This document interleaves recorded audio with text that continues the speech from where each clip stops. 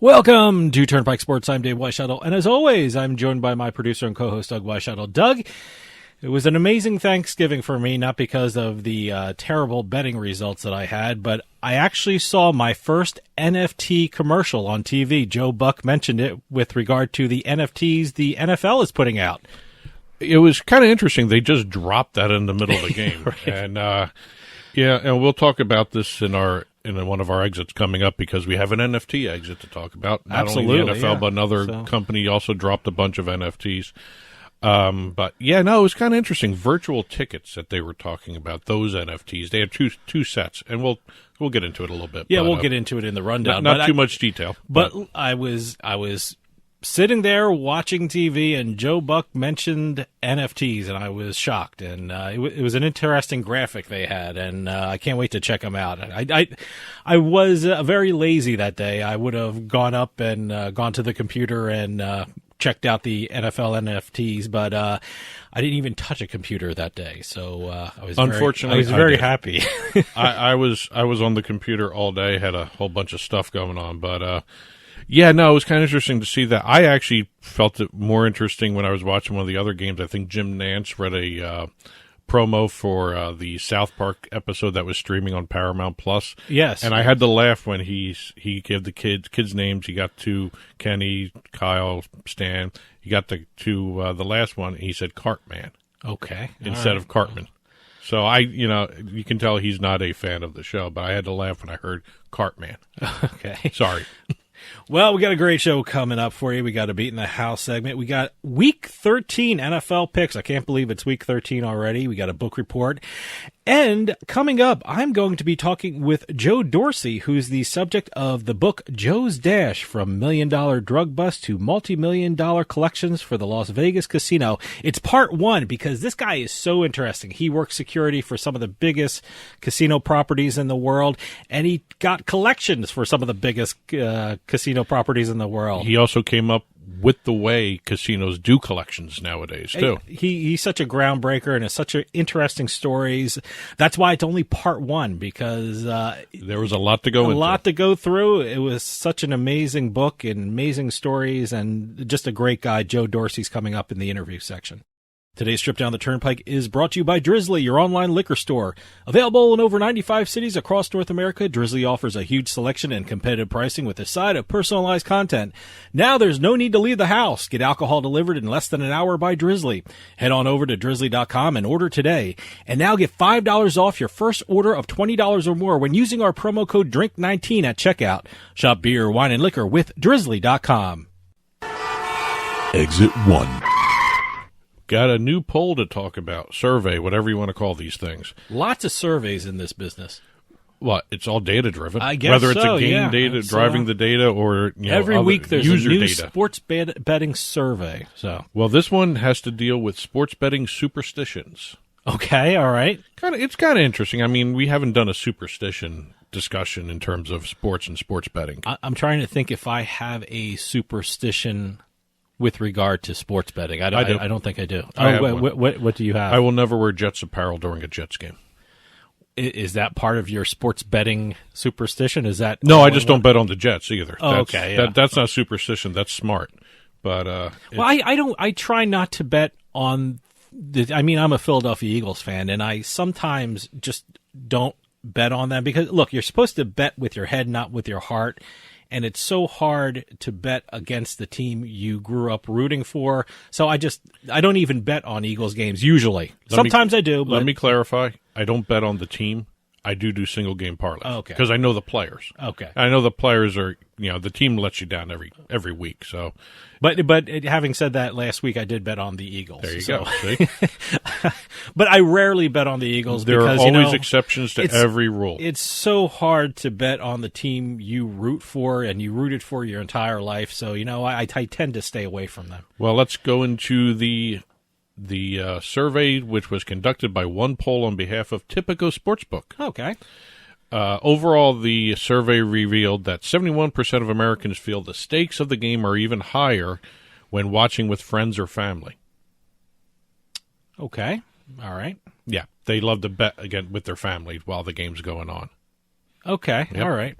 Oh, you mean betting against your friends or your when family? You're sitting there watching the game, you always make a friendly bet with your that increases everything. All right. Okay. So, according to the study, 62% of the respondents admitted to having blamed themselves for their team's loss. Like I just did. So, when you, they were doing good when I was sitting in that chair, and I moved over to the couch, and now they're losing. I got to tell you, when I try not to, when I'm watching games with friends and stuff like that, it's really embarrassing when not only do you lose a bet, but you completely lose a bet. I mean, you weren't even in the ballpark. Thanksgiving, Dallas, I took the under.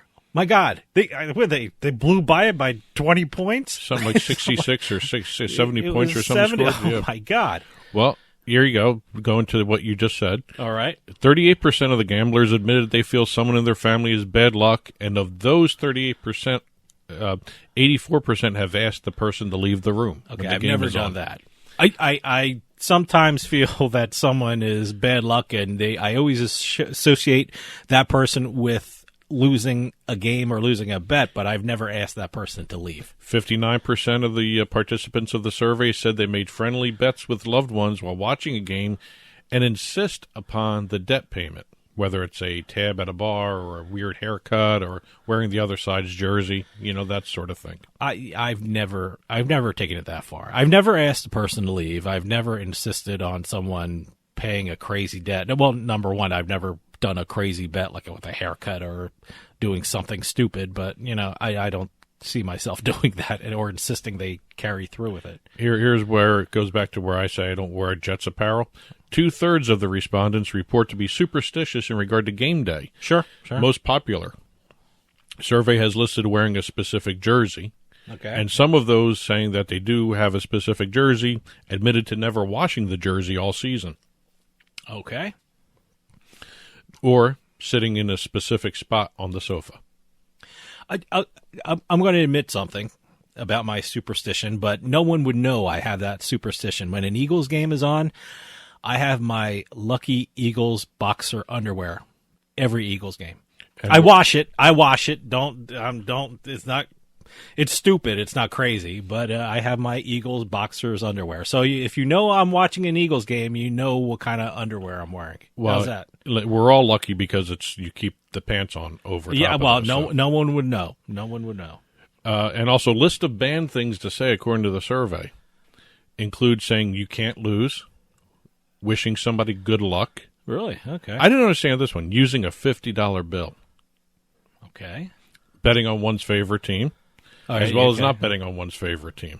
So a whole bunch of different little superstitions there. A very interesting survey. I don't know if it's groundbreaking, but it's actually at least interesting to see exactly what the superstitions are in terms of how many people that took the survey. I understand what they were doing, and it's very interesting to see this in writing, because someone or you've done these things on game day when it comes to betting or rooting for a team. So, it actually makes me feel better that, a lot of people are doing the kind of the same thing I'm doing. So it's almost comforting. It's a very comforting, feel good survey. So thank you, Typico Sportsbook. Exit 2.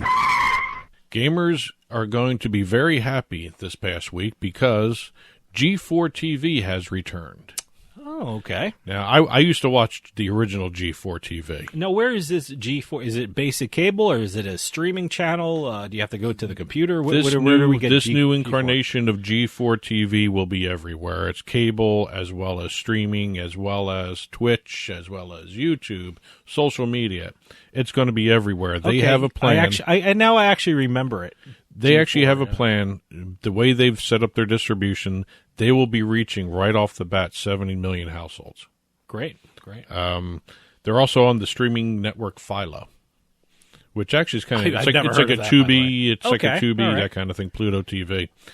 I did not know this though. I used to watch the original G4 TV, Attack of the Show, all those things. Okay. Wait, who was on that? Olivia Munn. Yeah, okay, I remember she was all part of that. No, I know G4 now. But they went from 2002 to 2014. I did not know they went 12 years. I mean, I used to watch it. I used to watch it, but I did not realize it was 12 years that I was watching it. I know there was like some kind of changes to it in the later years because that's when, it dropped out of sight and people, started to watch it less and less. But G4 has always been interesting to me because everything you see in esports programming nowadays, whether it's a tournament, whether it's a review or something like that, stems from G4. G4 was the pioneer in all this because it focused not only on the games, but also on the gamers themselves and what they liked. It's interesting. Was G4 around before the phrase esports was even coined? Yes. I mean, that's, this was the evolution of esports, maybe, or they were a big part of it. Back then, although we didn't call it esports, that's back kind then of it was just doing. called gaming. Okay, and also the people that played it were called gamers, not esports professionals. Now, how long until they have a esports betting show? Everyone here, every sports channel here, well, I think in the now that you just said that out loud, someone's going to be doing that. Every channel in the Northeast has a sports betting. MSG has tons of them. Yes Network has some. Philly, CSN Philly has them. What's the other one? SNY has them. So really, when these specialized sport channels here in the Northeast, the tri-state area, they have a ton of betting TV shows. I'm wondering when G4 is going to get a betting show. Here's the one problem with having an esports betting show. It's younger audience. Not only that, it's also there are so many different tournaments out there that you can't fit it. You'd have to focus on one tournament per show. The fact that there are so many out there at this time going on, whether it's in the Eastern, European, all that versus North American, it can be done. But you got to actually narrow the focus of a betting show for an esports thing. You'd have to focus on one tournament. Like I said, though, but it's kind of a younger audience, so I'm not sure how that would fly. Esports betting is not legal everywhere either. That's true. That's the other problem. It's very specialized. Yeah, especially when you have, depending on your jurisdictions. Like here in the United States, betting can be 18 or 21, depending on what state you're in. You can't really do esports betting shows. Well, you can, I guess. I mean, I think more so you can do esports fantasy stuff. I know groups like Monkey Knife Fight, they have an esports division in their fantasy sports setup. So, there's a whole bunch of different things you can do. But G4 is back. Okay. Back from the dead. You can't kill this network. No, obviously. Hey, good for them. They also have a new deal with Twitch for a multi-year promotional and commercial partnership through the G4 official Twitch channel. And they're also going to be creating original content across their social media platforms and YouTube. And the one thing that's going to set this apart, this version of G4, the apart from the original, this is 24/7. Oh, okay. Originally, G4 was not 24/7. They had other programming mixed in because they had paid programming in it, and they weren't 24/7 for a while over on the regular TV. They are bringing back Attack of the Show. Okay. And also X-Play, which also was a forerunner to a lot of the things we're seeing nowadays. X-Play was a video game review show. Okay. All right. Where you actually looked at it, looked at the games coming out, talked about them. They were played, and you were actually talking about what the game was doing, how the game was, how it compared to previous versions. But X-Play will be digital first. It won't be on the broadcast side of the show just yet. Digital first, and then it's going to go to the other side. Okay. So they're going to be doing things a little differently than the original version of G4 TV. Much broader range of outlets for this. And this actually may benefit more and more esports players because G4 was a good source of information when it was. Yeah, like I said. It was fun to watch, but it was also great information. They were talking esports before it was called esports. Exit 3. Now, as we teased at the top of the show, NFTs we're going to be talking about here in our exit. Yeah, the NFL NFTs. I first became aware of them Thanksgiving. Well, the NFL was not alone in dropping NFTs. Okay.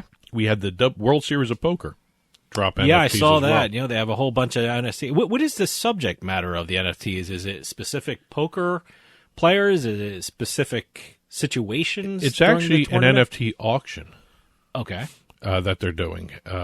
They are doing Let's see. The first one that dropped, and this explains what it is. Okay. It's a 46-second video clip of Chris Moneymaker's bluff of the century in 2003 WSOP. Okay, so it's big situations. And also the winning hand that followed it. Okay, so it's big situations during the tournament. Okay. Right, and everyone pointed out, you can actually see these videos online. They're out there. Okay. But these are specially designed where not only do you have a framework put around it and branding from the WSOP, it comes with blockchain technology underneath it, which means you own this particular piece. Yeah, but if it's already out there, how do you protect? The blockchain shows ownership? The value? It makes it a collectible when you put the branding of the WSOP on it and the framing. But what's being shown on the NFT? Can you stop other people from using it on the? If they pull up the YouTube video of it, no, you can still watch it. Okay, all right. I mean, it's more along the lines if you're a World Series of Poker fan. Okay. More so than just generic poker guys. All right. They're doing 6 of these. They're going to be auctioning them off. Each new NFT will be made available through auctions on Mondays and Wednesdays until December 6th. So it's not a quick running auction. As a matter of fact, by the time this airs, it should be almost done. Okay, so where can I go and see this? Or if I wanted to make a bid on it, where do I go? There's a link on the World Series of Poker site. Okay, you go to the World Series of Poker site, and there's a link to it. Here's their other clips. Stu Unger's When the Kid Became a Legend. Oh, okay. Phil Hellmuth's The Poker Brat on November 24th. That was released. Scotty Wynn's You Gonna Call It. It's Gonna Be All Over, Baby. Okay. Yeah, Doyle Brunson's Texas Dolly's 10th Bracelet is coming down on December 1st. Okay. And Johnny Chan's is the last one of the Orient Express back-to-back December 6th. Okay. You're going to be able to auction those, and they come with proof of ownership. All right. The other thing, the NFL, which was kind of interesting, it quietly. It seems they're really tied in with tickets. Most of them are, they're all tied in with tickets. They're all tied in with tickets, basically. From what I'm reading, because, like I said, as soon as you saw it, I had to go take a look at it. So this is the kind of situation where I know a lot of people who go to games and they keep the ticket stub. So this is the digital ticket stub. Is that what we're talking about Actually, here? the first time they dropped it, it became a ticket stub. All right. The first time a virtual commemorative ticket was sold was for the November 7th game between the Cardinals and the Niners. All right. So that's how quiet this was. Not a lot of people really knew about this. Yeah, I was shocked to hear it when Joe Buck said it. I think there was kind of a promo during the game. But fans who attended that game were able to purchase a commemorative virtual ticket for that. They had the Thanksgiving Day game. The next one that's being sold virtual ticket-wise is the Monday night game that just happened, Seattle Seahawks, Washington football team. I would guess the most expensive NFTs with regard to the NFL would involve Super Bowls, I would think. Well, according to what's going on here, there's a couple different things going on here. Not only were there virtual tickets being sold, the NFL also dropped 125 commemorative NFTs for each of their teams. All right. So 32 times 125. Okay. They were all then they all had tickets attached to them. So $10 NFT ticket for a game. How about that? Wait. Yeah, it's not a $10 ticket to the game. Right? It's an additional NFT. $10 right. $10 thing. Okay, it's a commemorative ticket. You buy your ticket to the game, and in addition to what you paid for the actual ticket for the game, you can get a $10 NFT. Is that what you're saying? Yes. Now to get the NFL tickets for upcoming games, kind of interesting pricing here. Some of them have gone up to $1,000. Some of them have gone even more. I would guess they're the very good teams of this league. Teams that have the lowest listed ticket NFT price, $600 or more. New England Patriots $699. Packers $799. This is $799. Wait a minute, you mean the highest? No, this is their starting prices. Okay, but the lowest ticket price you can have for these teams. There are teams that have very expensive NFT prices, and you're going to say the bare minimum that these very good teams with these high NFT prices, you would need to pay for an NFT. Right. So here you have the Los Angeles Rams, $750 a ticket. And that's the NFT ticket. That's bottom barrel. That's the starting price. Okay. Seahawks, $699, all the way up to the Dallas Cowboys, almost $1,000. That's their bottom barrel price. Okay, that's for a virtual NFT ticket. That's base price. That's That's a good buy for an NFT for these teams. Okay. It's kind of confusing the way this is set up because they have not just NFT tickets, but also NFTs for the teams. They're all different prices, but they all contain some sort of commemorative ticket or something like that for those games. The lowest price teams, Atlanta Falcons, they start at $215. Washington football team starts at $230. And the Jaguars are at $250 a ticket. Okay. They all started at $10 way back when they first dropped these. Now they're going up in price. And I guess people who buy these will hope they go up in price even more. They will. Okay, they will. All right. They will. Okay. And the NFL is actually not done because they are going to be dropping remember the group that did the NBA Top Shot, Chapper Labs? Sure. They're working with the NFL to create Top Shot style NFL moments. Oh, that'd be great. I wonder if they're going to work with NFL films, the old films. I would assume they are. I hope so. Exit 4. And last but not least this week, we're going to talk some name, image, likeness. Oh, we don't talk about this too much. We should. Well, it's such Being a big attorneys, issue. we should. I know. It's such a big issue. Well, over in Philly, we have a brand new startup that is just focusing on name, image, likeness deals. It's called No Cap Sports. Now, is it an agency? Is it a marketing firm? Is it a law firm? It is yes to all those questions. Okay, it's all good things all wrapped up into one. No Cap Sports has a platform that connects college athletes and universities with brands who want to use their name, image, and likeness for sponsorship campaigns. And not only do they just have the listings, the catalog of the athletes and the brands, they can actually do the legwork. Start the deal, finish the deal, all that stuff. So what would happen? A college athlete would sign with them. Would register with them. And to use it is free. Okay. And they would go out and according to what I was reading, the athlete can do his own legwork and connect with the brands, or he can have No Cap do the work for him. Okay. And they take a chunk. Okay. Or they add on a chunk. They add on 15%. Okay. If you like say you're getting $1 million sponsorship, you add 15% to that number, and that's their fee. Okay. But it's kind of interesting. They've already gotten 61 colleges and universities signed up with them to actually have athletes match up for NIL deals. Interesting. It's now all started by local Philadelphia guys. I say local because we're here in Jersey. Yeah. But it's kind of interesting. It's a whole new way of doing business if you think about it. And their responsibilities stop at the college level. They're not going to drift into being an agent when they get drafted. Usually, I would guess they are not. If you want a sponsorship from a star athlete, they're usually going to get drafted by a pro team. They are not agents. They're not agents. They're not going to be agents for. All they do is work on NIL deals from all sports and divisions of college. From Division I basketball, here's what they say: from Division I basketball to D3 field hockey players. Okay. Any college athlete, can actually register, get on this site, work with them, and look at partnerships with some of the other brands that are on there, as well as the schools can go on there as well. So it's kind of an interesting little business plan they have. It's different. I think it's great. I think this is another level of protection for the athlete. They're professionals and they know what they're doing and they know how to market. And anything that helps the athlete and anything that protects the athlete is a great thing. Well, they have raised their seed money, $2.5 million, to fund growth and its hiring practices. Great. And just a little tidbit here: No Cap, the name. Yep. I have never heard of this before, but I'm not. Am I a millennial? I don't even know if I'm a millennial anymore. No cap is millennial slang, meaning a person isn't lying. That's where they get the name of the company. Cap? That's what also, that they say it also symbolizes there's no limit to what the athlete can earn through an NIL deal. That's what I was going That with. makes more sense That's to me than that thinking. millennial slang, but that's in the press release. I did not know that. All the news articles that I read for them was that no cap was millennial slang for a person is not lying.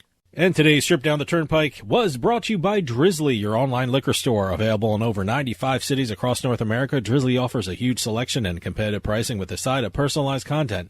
Now there's no need to leave the house. Get alcohol delivered in less than an hour by Drizzly. Head on over to drizzly.com and order today. And now get $5 off your first order of $20 or more when using our promo code DRINK19 at checkout. Shop beer, wine, and liquor with drizzly.com.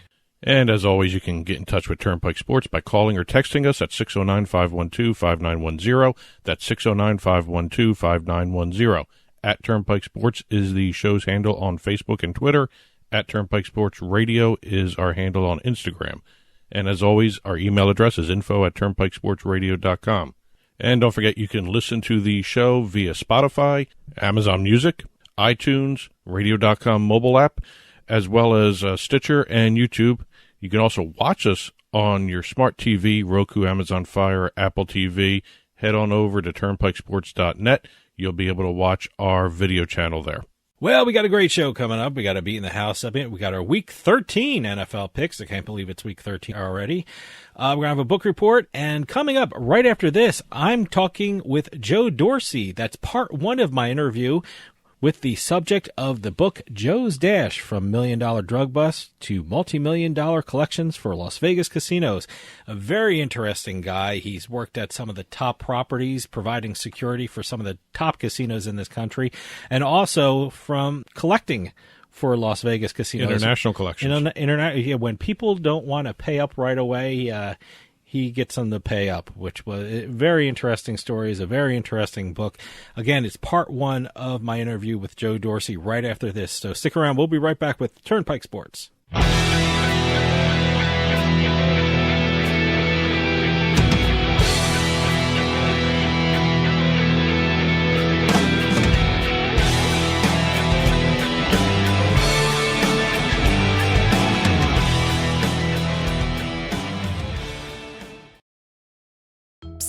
Yeah, you, come here.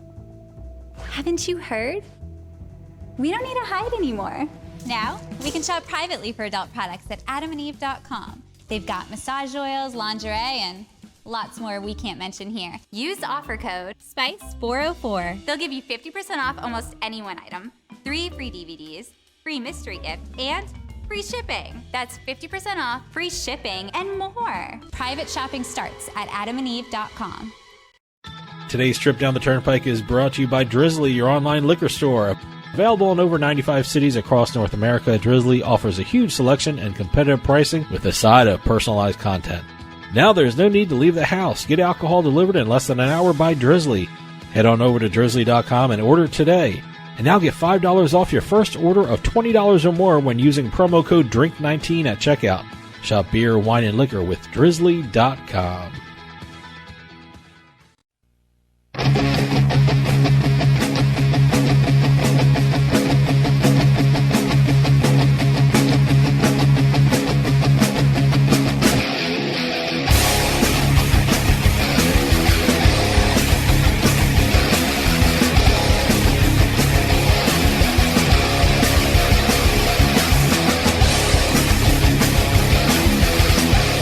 Welcome back to Turnpike Sports. I'm excited to talk to our next guest because he is the subject of an incredible book I just read. The name of the book is called Joe's Dash, From $1 Million Drug Busts to Multi-Million-Dollar Collections for Las Vegas Casinos. And it's all about Joe Dorsey, from his rise as a San Diego police officer to working with some of the biggest casino properties in the world. And to tell us all about his life and his book, Joe Dorsey is on the line with us right now. Joe, thanks for coming on.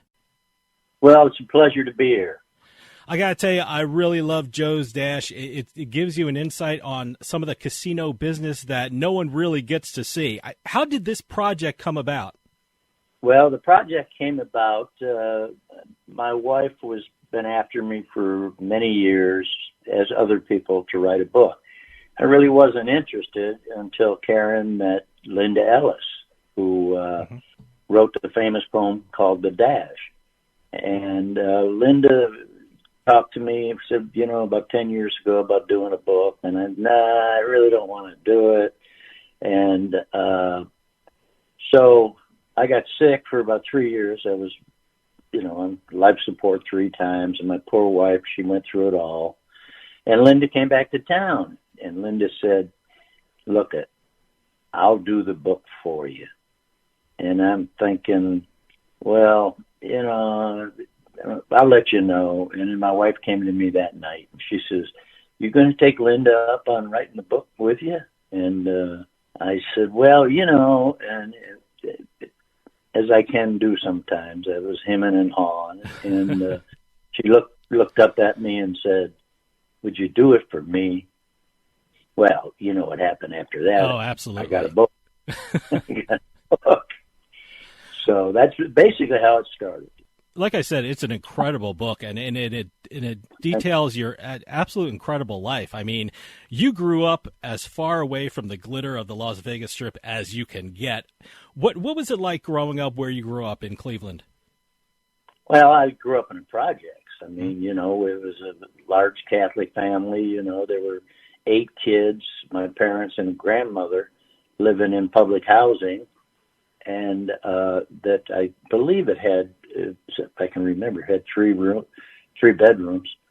But we eventually finally got out of the projects and ended up, my dad bought a house out in the suburbs, and when I was 11, my father passed away, and my mother began drinking heavily, and next thing I know, we're back in the projects.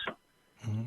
So I was in the projects, and she had a serious problem. She'd disappear for days, and I had 3 siblings, and I was the oldest at 11 and 12, and there were times when she would be gone, and we didn't have food, we didn't have anything. My older sister, Mary Jo, stopped one day, and I can recall it, just like it was yesterday. It was on a Friday night. She looked around, and she started checking refrigerators and cupboards, and, the cupboards were bare. So that was it. Her and my older sister took us, Mary Jo, my sister, took myself and my younger sister, and the 2 younger boy and girl, Tim and Julianne, were taken by our older sister, Betty. And it was a life-saving moment for that to happen, because I was being supported by, trying to get food on the table from a friend of mine who was a burglar. Oh, wow. And he saw how destitute we were. Mm-hmm. And so he'd stop by, you need money, kid? And, of course, I took it. So got out of there, got back living with my sister in a regimented home with, regular duties. And as a kid, you got chores and stuff. And sure. I grew up with them and ended up at the 18 going into the service, went into the Navy. And, of course, it was about 5 below zero in Cleveland. And I got to the recruiter, and he said, where would you like to go to boot camp? And that surprised me. And I said, what do you got? And he said, I have Great Lakes. Well, I know that's Chicago. Mm-hmm. And I said, well, just like Chicago out here. And he says, how about San Diego? And I didn't know where it was, basically in California, but I knew it didn't snow there. Yeah. And so off I went. Boot camp there, got stationed at the Naval Air Station across the bay, North Island, and ended up having a great time in the military. I think everybody should spend some time in the military. If there isn't a war on, got promoted and did things, mm-hmm. and basically got out. In fact, I was in Japan when President Kennedy was killed, and it was remarkable, the response from the Japanese people. Got out of the Navy, got a letter from the Army telling me to come to the recruiter's office, which time I went down and asked him what this was about. And he says, well, with your MOS, which is your job code number, on those secret helicopters, he said, we're going to make you a warrant officer and let you fly Hueys. And this is in 1964. Now, I had been through the Far East and met some intelligence guys that told me about the problems with Vietnam, and they were coming. They were going to happen. And so I knew that I didn't want to fly Hueys in the Army with what was coming. Coast Guard recruiter was there. He said, look, we're getting those same helicopters. We have nobody in the Coast Guard knows anything about these things. They'll be trained, of course, but what's it going to take to get you?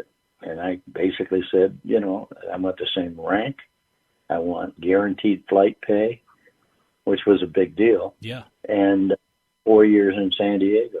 And that's what happened. And in the Coast Guard was probably the most rewarding job I ever. You really seem to find a home in San Diego. I mean, after your Coast Guard, it led you to a job in law enforcement. What did you do in law enforcement? Well, and of course, like everybody else, I went to, through the police academy, came out, and I worked uniform for 4 years.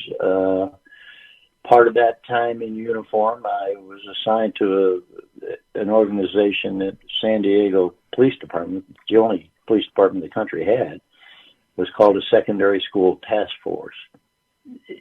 There was one of 16 officers, 2-man teams were assigned. We had 2 high schools and 2 junior highs. That our job was just to go to those schools, give talks, handle any policing problems there. When I first went, to be honest with you, I thought, man, I don't want to go out and babysit a bunch of kids. I did. Yeah. That's how I felt. But I got there, and you have to understand, after working the streets for 3 years, you get pretty cynical. Mm-hmm. And so I got there and started to meet these kids, and they understood what I was doing. I understood what they were doing. And the thing that probably pushed me over the top, and this was in 1972, I think. But anyway, we put classes together, and we spoke at them, and they could ask us anything they wanted, and we'd be honest with them. And we asked, how many people in here want to legalize marijuana? And I was shocked when it was probably 90% of the kids didn't want it legalized. Really? And I thought, these kids are pretty smart. Yeah. So the thing that happened with these kids is they began to trust us. They started bringing things to us. And if they brought them to a teacher, the teacher would have to identify who brought it to them. Mm-hmm. We didn't. We didn't have to do it. So these problems you see today in these schools with the shootings and everything, it has one common denominator. The kids knew about it. Mm-hmm. They knew that these guys were making threats. They knew they were doing this and that. So I got promoted detective out of there, and I went to burglary, petty thefts, breaking into your house, things like that, Mm-hmm. crimes against property. And then I was assigned to the narcotics unit, which surprised me. And from narcotics unit, the police department's unit was just underfunded like crazy. Mm-hmm. I mean, we had to borrow things from other agencies to get the job done. But San Diego it was a pretty smart chief of police that thought, let's put the sheriffs and the cops together, narcotics. Mm-hmm. And then we'll quit spinning our wheels doing the same cases. And then when DEA was formed in 73, DEA decided they wanted to be part of this, and they wanted to fund it, which was great for us, because when I was with the police department, we never got paid overtime. Mm-hmm. We only got compensatory time. And under federal law, they had to pay us time and a half. And, to us, it was like, dying and going to heaven.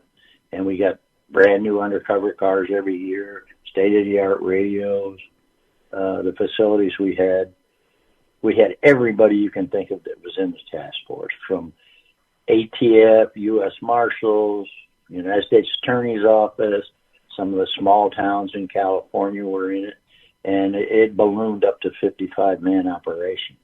I met my partner in narcotics when I went to narcotics. I had forgot that I'd met him before on an operation when he was with SEAL teams and I was in the Coast Guard.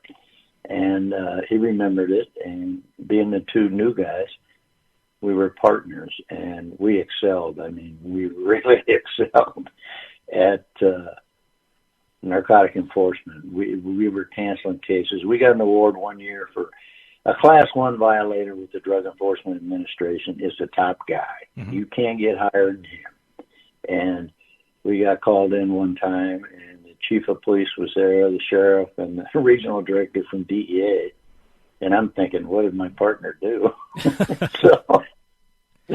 So anyway, we ended up getting an award for, in a 9-month period, we arrested 6 Class 1 violators. I got to tell you, I read the book, and you had some pretty interesting drug cases that you were involved with, and some pretty dangerous situations. But the one that stuck out to me was the guy that actually drove up to the police station and showed you the amount of pot in his car. I mean, back right after I graduated law school, I worked in the DA's office in Boston, and I would love a case like that. But was that your best day ever on the job?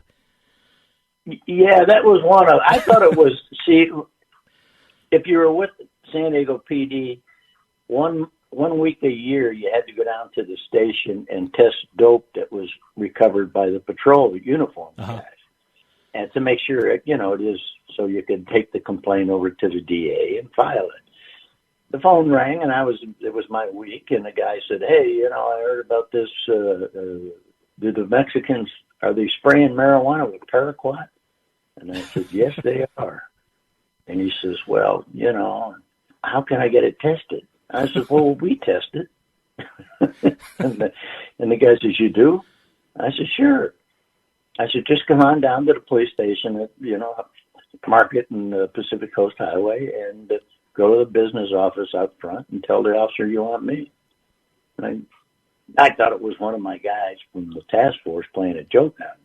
Yeah, no, that was too good to be true. Yeah, the guy shows up, and we're talking in the office, and there's a uniform guy there, and he's talking, and I says, "Well, yeah, we can do it. Where's your stuff? Where's your marijuana?" And I expected him to reach in his pocket, pull out a baggie of weed, and he says, "Come on." And I told the uniform, "Come on along. I don't know what this is about." And kid popped the trunk, and I think there were 30 kilos of marijuana in the trunk. So I arrested him. And he said, "This is entrapment." I said, "Nah, look at you, parked right in front of a sign that says San Diego Police Department." I said, "Come on, don't even go there." But I did, you being a deputy DA, you go to issuing, and I'm sure it's the same all over the country. Sure. The new guy get issuing. Mm-hmm. That's who you get. You get the new guys you're learning. So I took it to the guy, and he wasn't going to issue it. He said, "No, that can't be right." And one of the senior DAs came in, and he told him that, "Nah, I suggest you issue it." So he issued it. Another time that I think was one of my best there were 2 other times. The one time is when Border Patrol caught a guy up on Interstate 5 north of San Diego, and the guy had, I think he had 120 or 150 kilos of weed in the trunk. And I was a duty agent, so I had to go up and process him and process the dope. And the story he told about being in the movie business and working with special effects, he pulled this con on his drug dealer that he had for many years. He couldn't pay for the drugs, so they robbed the guy. What happened is I convinced the guy that I'd cut him loose if he returned the dope to the dope dealer that he bought it from down in San Diego. And he gave me the guy's name, and the guy was a Class 1 violator. Now, I'm thinking, do I care about this 150 kilos or the guy who I know is a heavy-duty dealer? So I rehearsed him all night. He called the guy that went to my boss in the morning as I was up all night and said, "Look, I got this deal, and here's what I want to do." He said, "Are you crazy?" He says, "We're in the business of seizing dope, not giving it back." And I says, "Listen to me. Here's the guy who he robbed." Took it to the bosses, and they came out, and they put some conditions on it. But anyway, as a long story short, we had him give him the dope, and out in the beach area of San Diego, had him give the dealer the dope, apologize for what happened, and we followed the guy back to his place. But it got a little hairy. We lost him just before. We didn't know where he was going. and we had an airplane up and a surveillance team, and we lost them. But a few minutes later, they found him getting out of his car in a rural area, and we ended up seizing 1,000 pounds of marijuana and the unusual heavy-duty amount of cocaine and thousands of dollars in cash. I want to ask you about your move to the Nevada Gaming Control Board in the 1980s. Right. You started working there. How did you make that move? How did a law enforcement officer in San Diego get involved with the Nevada Gaming Control Board? Well, I was working robbery after narcotics, and I had an agent from the Gaming Control Board come in, and I was the only guy in the office. And he was doing a background on a guy from San Diego who was trying to get a gaming license. And he didn't know what to do. So I said, come on, I'll take you down. We went to records, and we did everything for him. And I was asking, what do you guys do? And, they travel worldwide, and they do all this stuff, and they don't need search warrants, and they don't need to deal with judges. And so he mentioned that he had this guy had lived in a foreign country. And I said, you got somebody to help you with that? And he said, no. So I called my contact in that foreign country and got him the information he needed. And he went back and told his boss. He said, they got this guy in San Diego. And it was working narcotics with all these DEA guys, ATF, all of these guys. I had contacts worldwide. So they made me a job offer. My wife was a singer, and she signed a contract with the MGM on the same day that I started with the Nevada Gaming Control Board.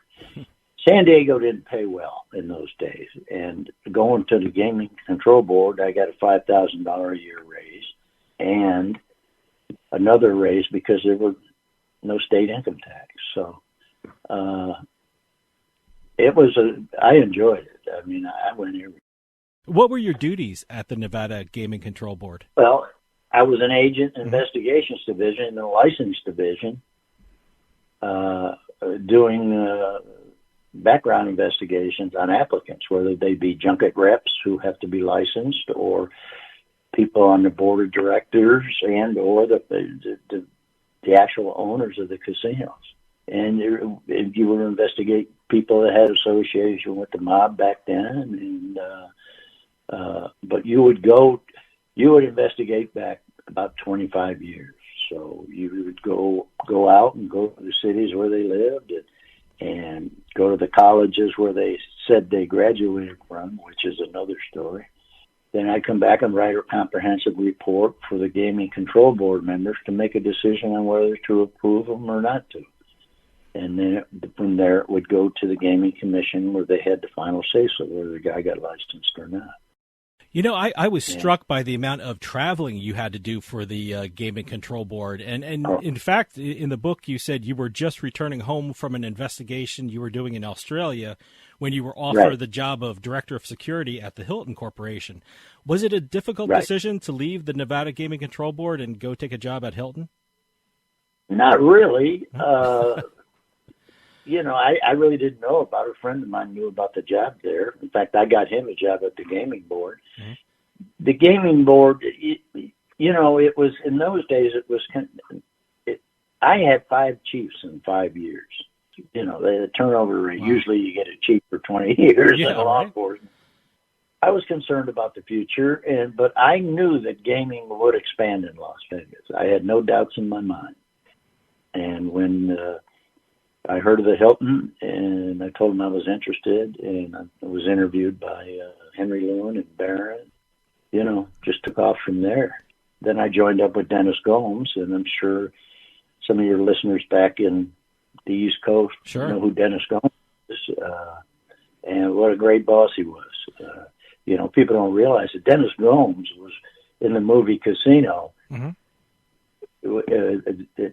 He was the one that found the information about all the skimming going on. And when he was with the Gaming Control Board, he wasn't there when I was there. He left a year before I got there. But what an incredible boss. He knew I knew what I was doing at the Hilton, and he stole me away when he got hired at the Aladdin. He said, look, you can, whatever you want, I'll give it to you, but I want you to come with me. And we did. And I took some of the people from the Hilton with me. And it was a short-lived, it was the first Japanese owner of a casino in Las Vegas. He really didn't understand. He thought, if you open the doors, there's going to be money pouring in every day. Didn't realize you really had to work to get those customers in. Yeah. So we Dennis fell out of favor with them, and we weren't too concerned about it because the Gaming Control Board wanted us to be in there. Because Dennis's history with the board, mine, they felt comfortable there wasn't going to be any funny business going on if we were in there.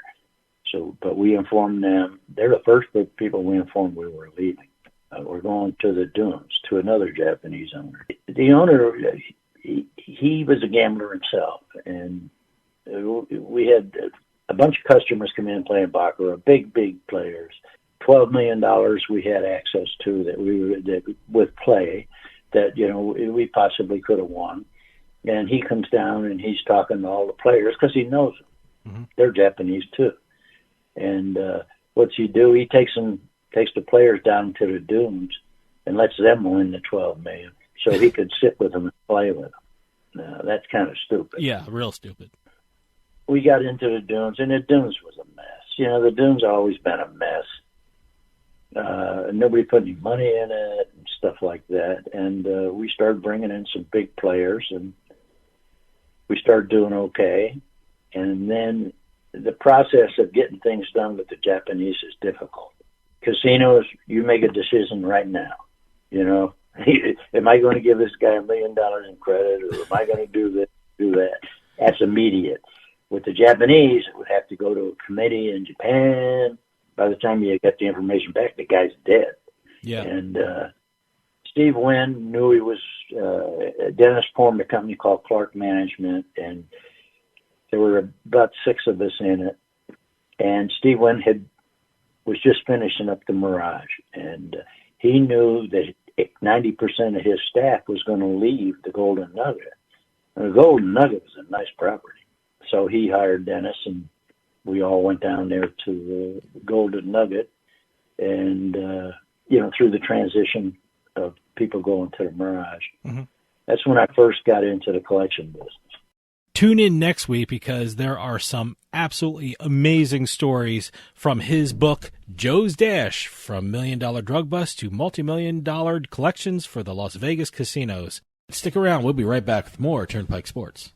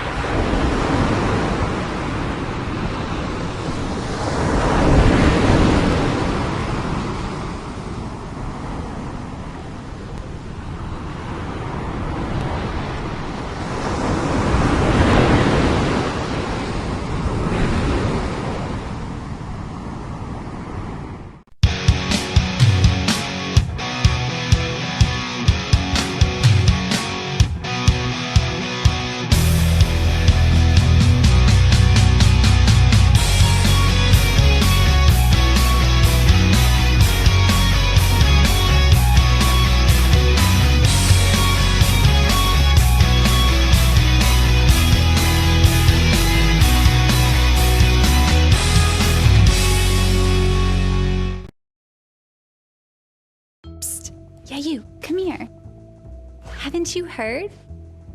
We don't need to hide anymore. Now, we can shop privately for adult products at adamandeve.com. They've got massage oils, lingerie, and lots more we can't mention here. Use offer code SPICE404. They'll give you 50% off almost any one item, 3 free DVDs, free mystery gift, and free shipping. That's 50% off, free shipping, and more. Private shopping starts. casino. People got to win sometime. Now, if you'll excuse me, I have a giant, colorful check to deposit. Beatin The House is brought to you by BetMGM Casino. Play your favorite casino games at BetMGM Online Casino. Slots, table games, live dealer games, everything you love about Atlantic City and Vegas, all online at BetMGM. Don't wait. Join in the fun now. Go to BetMGM Casino, create an account using our promo code Turnpike, and become a verified player. New players get $25 free when signing up, plus a first deposit bonus up to $1,000. That's promo code Turnpike at BetMGM.com for a 100% deposit match up to $1,000 plus $25 free. Grab a lion's share of the fun at BetMGM.com. Must be 21 years or older to place a bet. Terms and conditions apply. Gambling problem? Call 1-800-GAMBLER. And welcome to this week's Beatin the House segment, where we talk about the casino wins, slots, table games, bad beats. This week we even have a football contest jackpot to talk about. Oh, okay. We discuss lottery. Any press releases regarding these, send them in to info@turnpikesportsradio.com, and we will continue doing this segment. We've got a whole bunch of them to talk about today. You've been getting a lot of emails about jackpots and things like that. That's great. Everyone's responding to it. Well, it's becoming more and more popular hearing about some of these jackpots. I know the sports books always send out the big parlay winners and all that stuff, but a lot of times you don't hear about. The casinos don't push the slot jackpots as much as they should. Yeah. And I think it's great marketing for the casinos as well. Well, you want to know that they you actually can win. I actually won $10 in Philly, so that was a great thing on the slot machines. Oh yeah, there you go. It's not a huge amount, but bought a couple beers. Speaking of Pennsylvania, since you just brought up Philly, okay, we are in Pennsylvania this week. Am I part of this? No. I don't see $10 here. So okay. No. Mohegan Sun Pocono, one of the press releases we received to the show. Michael of Hazleton, Pennsylvania, was playing the Dragon Cash slot machine inside Mohegan Sun Pocono. Okay. This is back on November 19th. Your birthday, as a matter of fact. Yeah. So somebody, won some money on your birthday. Good for him. He struck it big by hitting a jackpot totaling $51,627. Wow. Not a lot of money in terms of the other jackpots we've talked about. But, hey, I'm happy about my $10 slot win. Well, in other November jackpots at Mohegan Sun Pocono, $100,000 on the Screaming Lynx slot machine. It's the second time I heard that. Did I hear it last week? We didn't have a Mohegan Sun Pocono last week. I think we had a Screaming Lynx or 2 weeks we had a ago. Locket Link. Okay. Different games. It was something Link. And $49,000 was won on the Quick Hits Super Wheel, which is that big wheel. Yeah. So a couple of jackpots, a little different, more slots and some other type of machines there. But first time we've had Mohegan Sun Pocono, which is a really nice casino resort up in Wilkes-Barre, Pennsylvania. By the way, in case you ever see it in print, Barry is spelled B-A-R-R-E. And there's a hyphen between Wilkes-Barre. Yes. So for people who have never been to Wilkes-Barre, there you go. Going over to Stations Casino, and this is the football contest I talked about just a little while ago. All right. I love these contests.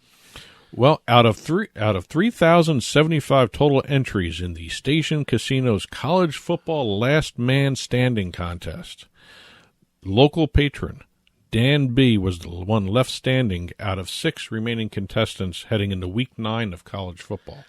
This NFL season has been brutal, and it's been it's been really, really hard on the people who play these contests because you have to use a different team every week, and there's been so many upsets. It's been crazy. Well, this is a college football contest, which is even worse. This is even tougher. Yes. It's kind of interesting that he chose Oregon -6.5 that week for his winning selection in Week 9. All right. So he came out ahead of $100,000 by being the last man standing. And this is what, Week 9? Week 9. Wow. See, that's how tough it's he beat been, 3,074 other players to win $100,000, and he collected it at Red Rock. Okay. It was in all the Stations casinos. All right. But he collected it at Red Rock, and all the way through Week 9, and he gave out a little strategy tip. for how he won this. Okay. He chose all favorites throughout the season. I don't know if that's a real strategy tip, but, all right. Okay. Again, I think a lot of the college lines this year were actually almost worse than the pro lines. Yeah, because some of the lines were just crazy, man. I mean, I'm not a college football Alabama, better. God, they had a 50, minus 50 at one game, 1 week. But no, that's difficult. Even though it seems kind of obvious. Choose the favorites, but you know what? It's not always that easy. I mean, you can especially in college. You can choose the favorites, and they might not cover. So good for him. I mean, he chose the right favorites. Yeah, that's a good way of putting it. He chose the right favorites. But, I don't think we've ever done a football contest since we started doing this segment. This is the first one. Yeah, well, I think, the results are going to start coming in. College football is winding down, and pro, my God, we're in week 13, so it's kind of winding down. So, especially with the pro contest, you hear things coming out of Vegas. The Survivor contest and Circa and things like that. There's a lot of people dropping. Well, and I know. In Thanksgiving, I know a lot of people took Dallas in their Survivor contest. It should be interesting to see the numbers coming out of that Thanksgiving. Well, it's interesting for the Survivor contest. Thanksgiving and the Sunday, like 3 days later, are 2 different weeks for a lot of contests. So it should be interesting to see the numbers coming out of these 2 days. So in some Survivor contests, they're doing 18 weeks instead of 17. Oh, yeah, Is that what you're saying? Well, some Survivor contests were, Thanksgiving was a separate week than the following Sunday. So you had to put in two entries. So we'll see how that goes. I mean, I haven't heard some of the stats yet, so it should be interesting to see how many people dropped. Well, moving over to the Mississippi Lottery, we got a couple lottery stories to talk about. A free ticket turned into a jackpot. Wow, okay. In South Mississippi. All right. Now, this player went in to cash a match 5 ticket from a previous drawing, according to the lottery. So he used he won a free ticket. How do you get a free? Oh, that's one of the prizes in this game. So the ticket says you get a free ticket. Right. He won a free ticket from a previous ticket. And that ticket turned into a $200,000 jackpot. Wow. Good for them. So a free ticket turned into $200,000, and wow, it came from Greer's Market on Mississippi 614 in Hurley. So I don't know if that's a like a sip and go kind of thing, or sip and go, or a 7-Eleven or a supermarket. But a Greer's Market, head on over there. He just turned out a $200,000 winner. People, if you're in Mississippi, go over to Hurley, Mississippi, and go to Greer's Market. Were you trying to find an equivalent to whatever Greer's Market like is, Wawa, yes, or something like that? Why? Which I said Wawa? No, so. I'm just saying. Better than the sip and what did you call it? I said sip and go because it was the first thing that popped into my head. You're lucky I didn't say Quickie Mart. Is there a sip and go still? Where is there a sip and go? They're all down south. Oh, okay, all right. So sip and go is actually a competitor for Greer's Market, possibly. Okay, yeah, but okay, Quickie Mart. I'll do from The Simpsons. Okay. Okay. Going over to the Ontario Lottery. 3 Toronto area friends have claimed a Lotto 649 jackpot worth more than $21 million. Wow. Now, the game is Lotto 6/49. I didn't know how to say slash there, but that's the name of the game, Lotto 649. I don't even know what that refers to. I got to go take a look at the game. I got to take a look. I didn't have a chance to take a look whatever at this it is, game. It pays off. $21 million? Well, the group had the winning ticket for the September 22nd draw. They purchased it through the Ontario Lottery and Gaming Corporation website. So it was an online ticket. Oh, cool. So what happened was one of the friends woke up the morning after the drawing happened. And this is interesting, too. I don't know if every lottery does this. He checked his email when confetti appeared on the screen. I didn't know they sent emails. They must do that in Ontario. Yeah, well, to be perfectly honest, I have never bought a lottery ticket online, so I don't know, the process they go through. But more to the point, I haven't bought an Ontario lottery ticket, well, yeah, so I don't know exactly how the Ontario lottery works. But in New Jersey and in lots of states, you can buy lottery tickets online. I mean, I didn't know they would notify you like that. Well, he called his friends when he saw the confetti, and they talked about it, shared the good news. And the group has been buying lottery tickets for 16 years now. They plan on continuing to do what they do. To win even more money from the You do Ontario something for lottery. 16 years, you kind of like it. And a lot of people do like football. Or it's just habit. Well, a lot of people do football pools and baseball pools because you know what? That's a way to keep in touch with your friends. I mean, so we know a guy who does a football pool. He does it, it's a lot of work, but, he keeps in touch with his friends and he talks to his friends because otherwise he probably wouldn't be talking to these people around the country. No. And so, for doing something for 16 years, it must bring some joy. So, and I'm glad it actually brought him some money now. Well, like you mentioned, the football pool, he's in one part of the country. Everybody else is in all different parts.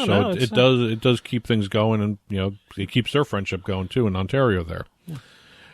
North Carolina Lottery. A lottery win for thousands of North Carolina players this Thanksgiving.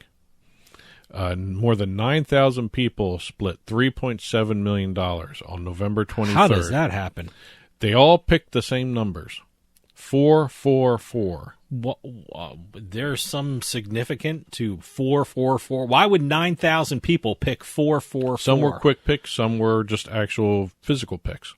It just all happened. If there are 9,000 quick picks doing 444, there might be something wrong with the computer system. This was the Carolina Pick 3. I've never heard of 9,000 people winning with 444. All 9,513 tickets matched the same three winning numbers according to the North Carolina Education Lottery, but the prizes are all different. A person who bought it for 50 cents took home $250. Another person did it for $1. They won $500. All different denominations. So really, I think what happened, the computer probably looks at the bet size for the lottery and then does a whole random number generation for that bet size. All right. Well, that's the only thing I can think of. I've never heard According of that. to the lottery, the odds of matching the same three numbers are 1 in 1,000. Okay. So, I mean, I thought that'd be a little higher than 1 in 1,000. Right. But 444, huh? Yep. All right.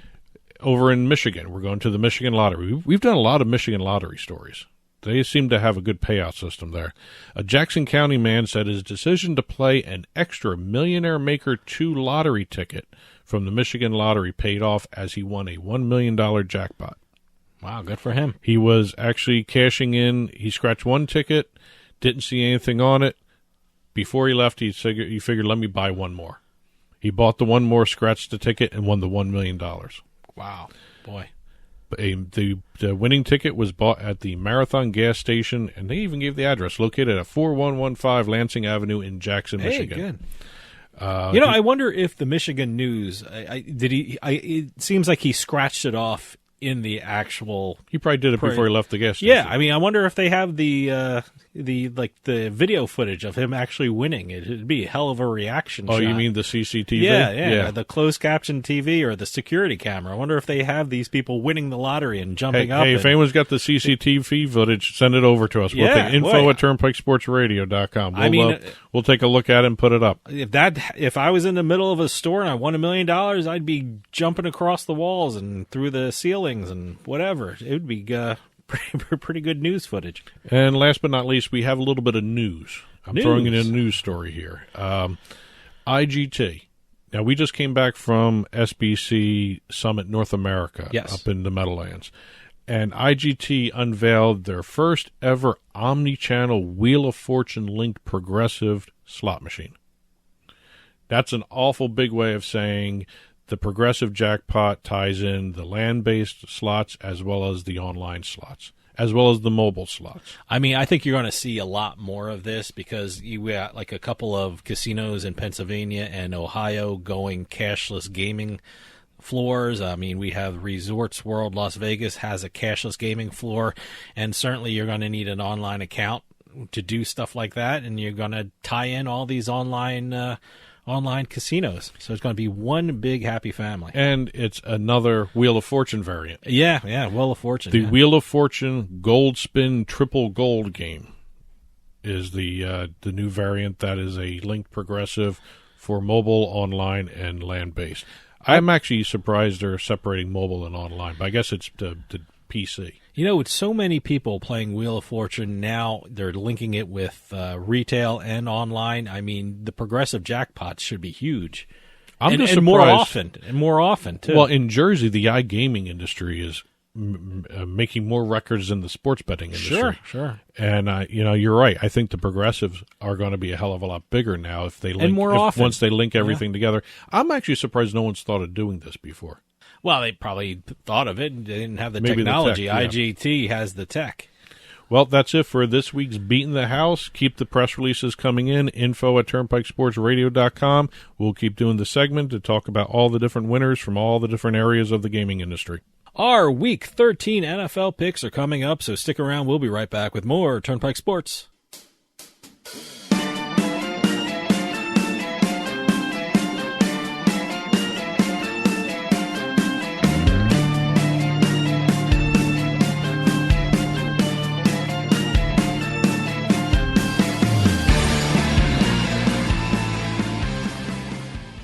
We'll get back to the show in a few moments, but I just wanted to take some time and tell everyone about Bean Genius, the smart specialty coffee subscription service.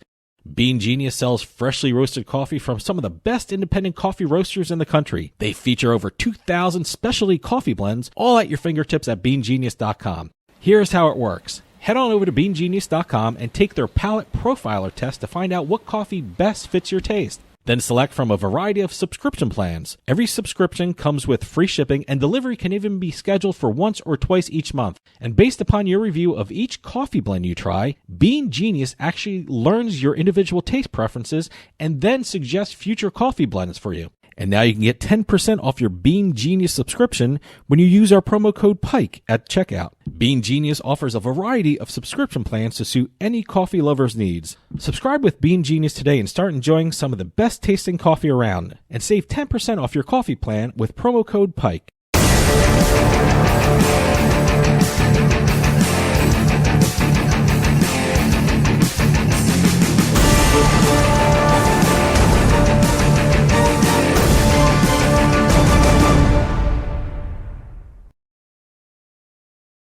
This week's Turnpike Sports Pro Pick segment is brought to you by Play Sugar House Online Sportsbook. Join now at PlaySugarHouse.com with the promo code PIKE and get a first deposit bonus up to $250. Play Sugar House offers some of the best football promotions and profit boosts around. Get a 20% NFL parlay boost by just logging in every Sunday, or take advantage of their early week 20% profit boost every Tuesday for the weekend's NFL and college football games. That's promo code PIKE at PlaySugarHouse.com to get your first deposit bonus up to $250. More bets, better odds at PlaySugarHouse.com. Must be at least 21 years or old to place a bet. Terms and conditions apply. New customers only. Problem gambler, call 1-800-GAMBLER. And welcome to Week 13 of the NFL season. I don't know where this season has gone, but it's flying by. I mean, this is, I'm glad November's done with, though. I've just had a bad November betting. Apparently everyone has, if you're looking at some of the reports. So, hasn't been good for bettors in November. No, and I really think a lot of people get messed up with that Thanksgiving weekend. Okay. It's just that there are 3 games on Thursday, then there's really nothing. It's the tryptophan and the turkey? The tryptophan, the betting, I guess. So yeah. But, it's November's not been a good month for me. I know that much. I know I don't have a winning record. Well, you're month. Still beating me, though. That but shows you how bad I'm doing. Little by little, you're still chipping away at this. I'm chipping away. Well, it's a marathon, not a sprint. Yeah. Well, last week I went 0-3. Oh, okay. You went 1-2. Yep. Not much better, but better. Yeah. As long as you keep getting a win. I think I hit an over. I'm not sure which one it was, but I think I hit an over. I have to admit, since we've been doing this, the one thing I noticed that we always have to do, you always have to have at least one win every week to stay, keeping it close. But I think I hit my second 0-3 this season, so it's not a good time for me. I'm glad November's over with. We're in December. Season to date, you're right. I still have a very slight lead on you right now. I'm 18-17-1. You are 15-18-3. Those 3 pushes are kind of they're killing me. Yeah, the pushes, huh? Well, hey, I had 4 or 5 last season. I guess they're better than losses. So yes.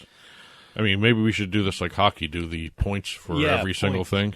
But now, again, as always, we're here with our pick segment.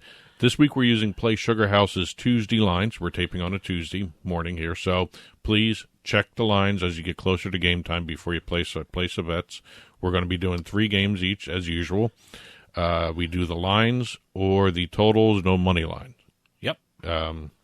These will be put up on the blog after the show is released on Thursday. But again, Tuesday lines, always check odds. They change. They may get better. They may get worse. Who knows? Yeah, and you never know with COVID. No, you never know who's going to be taken out. So it'll be interesting to see, because at the time we're taping this, we have Dallas reporting 8 cases of COVID. Yeah, you have the coach the head coach, a couple other coaching staff. I haven't heard particular players yet, but the only one I know that in the coaching staff that is clear is the defensive coordinator. Okay, so I don't know about the offensive coordinator yet, and that might change as the week goes on. As soon as we're done taping, there may be a new report. Right. There might be an announcement. Last week I went first. Okay. And that screwed me, so you're going to go first this time. All right, my first game is the Los Angeles Chargers versus the Cincinnati Bengals, who are favored by 3.5 points with a total of 50.5 points.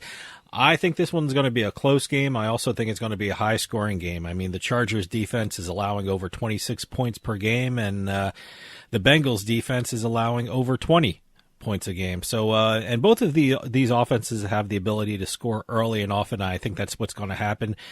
For the Bengals, at least, the over has hit 4-1 in their last 5 games, and I think there is going to be lots of points in this one. So I usually don't take the over when it's over 50, but I'm taking the over in this one. Okay, I did this game too. Oh. But I did no analysis whatsoever in terms of against the spread, against the totals, or anything else like that. I was just looking at the 2 teams. I mean, the Chargers, after a really good start, are now 2-4 in their last 6 games. They have the league's worst run defense.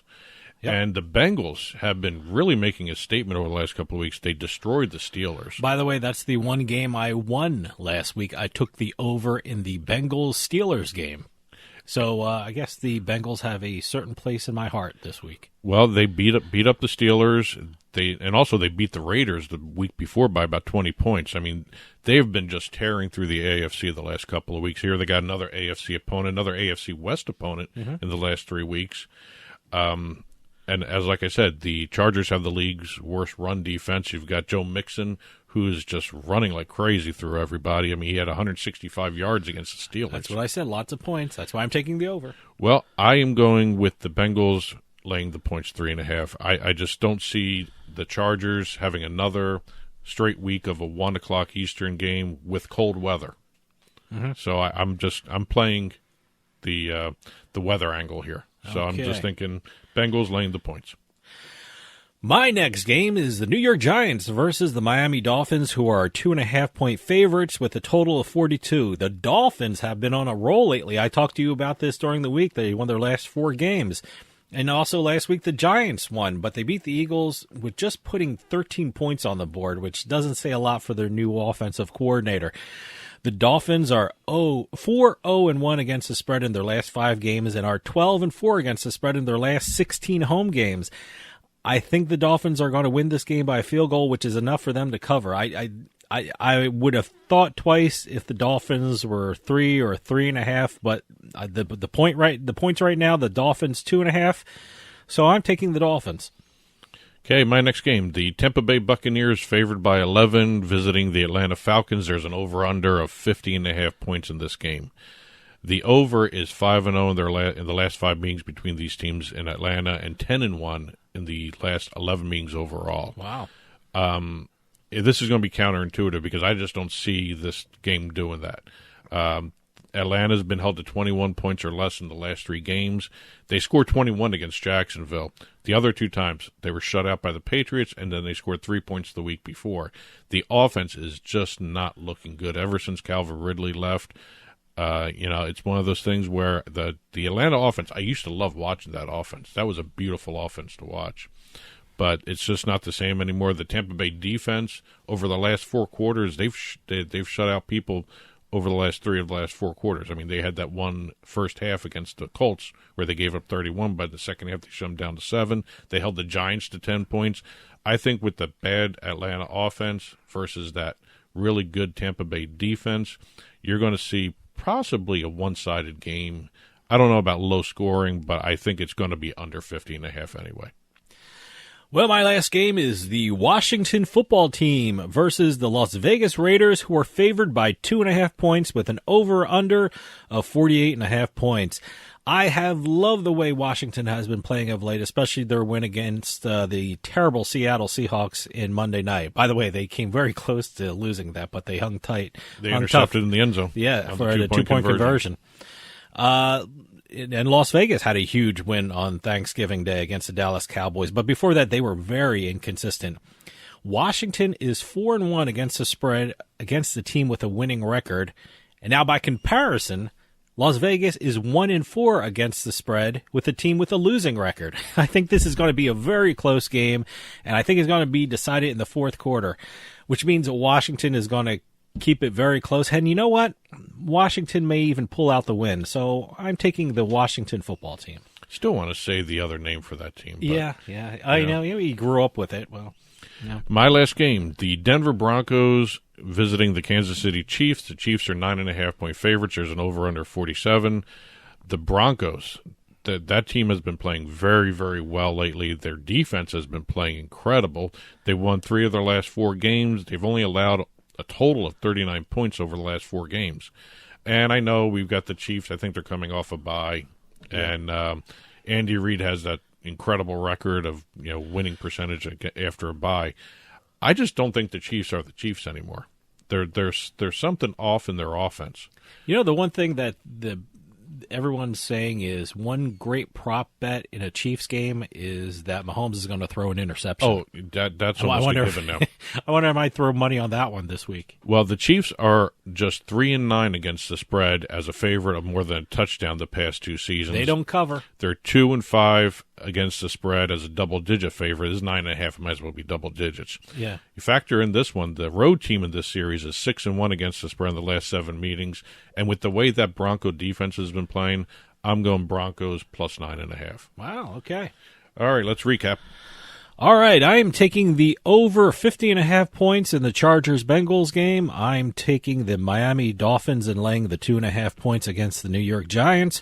And I am taking the underdog Washington football team, who are 2.5-point underdogs against the Las Vegas Raiders. And I'm doing the Bengals and laying the 3.5. I am doing the under 50.5 with the Buccaneers Falcons. And I'm going underdog Broncos plus 9.5 against the Chiefs.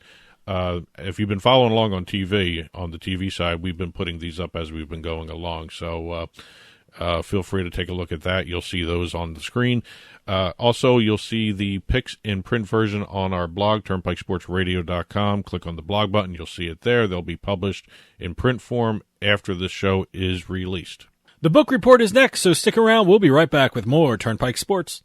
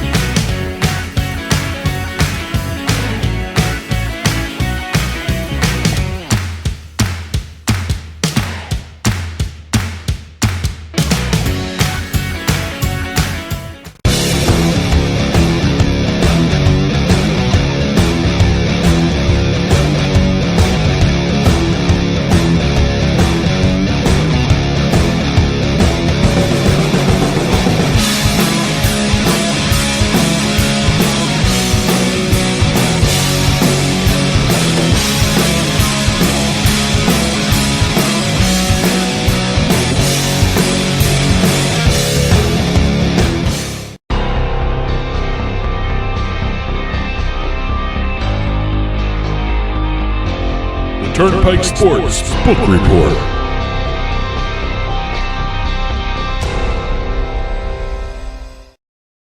The Turnpike Sports Book Report is brought to you by BorgataSports.com. Your favorite casinos now, your favorite sports book available anywhere in New Jersey, BorgataSports.com. Sign up at BorgataSports.com using our promo code PIKE, that's P-I-K-E, and you get a risk-free bet up to $300 and 20 bonus dollars at BorgataCasino.com. Must be 21 years or older and in New Jersey to place a bet. Terms and conditions apply. Gambling problem? Call 1-800-GAMBLER. And welcome to another edition of the Turnpike Sports Book Report, where we discuss the state and national sports betting reports. We look at legislative updates. We look at launches. We look at deals. We look at hirings. We do pretty much everything regarding the sports betting industry in this country, this continent, and internationally as well. And we just came out of a holiday week with Thanksgiving, and still a lot of stuff to report.